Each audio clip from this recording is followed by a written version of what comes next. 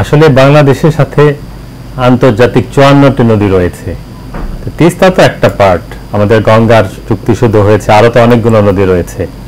কাজে আন্তঃনদীর সাথে যে আমার পূর্ববর্তী যিনি বললেন যে এটা আসলে উজান থেকে তো আমাদের পানিটা আসে, এখানে অনেকগুলো কারণ রয়েছে। এক হচ্ছে উনি যেটা বললেন একটু আগে আমি যতটুকু শুনলাম, যে আসলে আমাদের লিন পিরিয়ড বা উইন্টার সিজনে তো আমাদের পানি প্রবাহ ততটা থাকে না, অনেক কম থাকে প্রয়োজনের তুলনায়, যেহেতু ব্যারেজ এমব্যাঙ্কমেন্ট অনেক কিছু, যার ফলে প্রচুর পলি পড়ে আমাদের, এবং বলা হয় 2 to 3 বিলিয়ন টন প্রতি বছর পলি পড়ে। কাজে নদীগুলোর তো পানি ধারণ ক্ষমতা কমে গিয়েছে। আবার এটা একটা পয়েন্ট। আরেকটা পয়েন্ট হচ্ছে জলবায়ু পরিবর্তনের কারণে বৃষ্টির পরিমাণ, তীব্রতা এবং সিজনিংও চেঞ্জ হয়েছে। 3 দিনের বৃষ্টি একদিনে হয়ে যায়, যেই সিজনে হওয়ার কথা সেটা হয় না, যার ফলে আমার নদীগুলো তো এক পানি ধারণ করতে পারে না।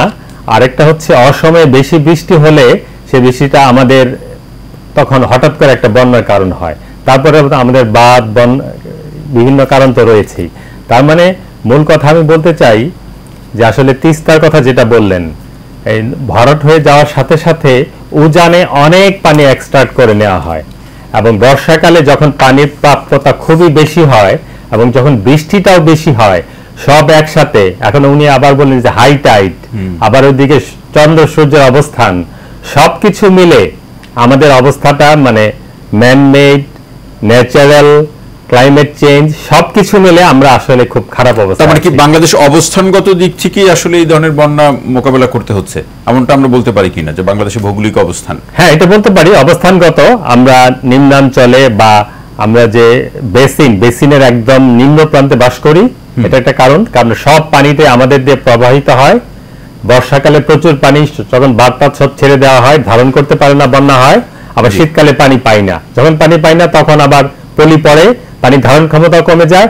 আবার বর্ষাকালে প্রয়োজনের চেয়ে অনেক বেশি পানি পাই, প্লাস জলবায়ু পরিবর্তনের কারণে হঠাৎ করে বৃষ্টিটাও বেশি হয়। সবকিছু মিলে ন্যাচারাল যে পানি প্রবাহ সেটা তো নাই আসলে। এবং এখানে আরেকটা বিষয় আমি এটা আপনাদের দুজনের কাছ থেকে আমি শোনার চেষ্টা করব, সেটি হচ্ছে যে ডক্টর ফজলুর রহমান আহমেদ, যে আন্তঃনদীর পানি বন্টন বা প্রবাহ সেক্ষেত্রে নিয়ে আসলে কোনো রাজনীতি আছে কিনা, আন্তঃরাজনীতি আছে কি কোনো মনে হয়? হয়তো প্রকাশ্য নাই, মানে গোপন কোনো বিষয় আছে কিনা?